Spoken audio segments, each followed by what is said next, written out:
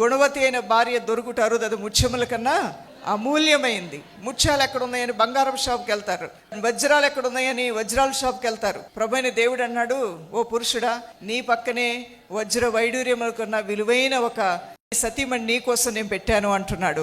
ఒక బంగారపు వస్తువుకి ఇచ్చే విలువ నీ భార్యకి ఇవ్వగలిగితే నీ జీవితం సజావుగా వెళ్తుంది. ఒక ముత్యానికి లేదంటే ఒక డైమండ్కి ఇచ్చే విలువ నీ భార్యకి ఇవ్వగలిగితే ఆమెకు నువ్వు విలువిచ్చి ఆమెను ఘనపరిచి ఆమెని నిష్ఠూరపరచకుండా ఆమె పట్ల ప్రేమతో నడుచుకోమన్నాడు దేవుడు. భర్తలారా మీ భార్యల్ని ప్రేమించండి అన్నాడు. నేను ప్రేమిస్తున్నాను అంటే దానిలో చాలా ఉన్నాయి. ప్రేమ అన్నిటినీ ఓర్చుకుంటుంది, సహించుకుంటుంది, అపకారాన్ని మనసులో పెట్టుకోదు, ఎగతాళి చేయదు, విభేదాలు పుట్టించదు, నువ్వు వేరు నేను వేరు అనదు.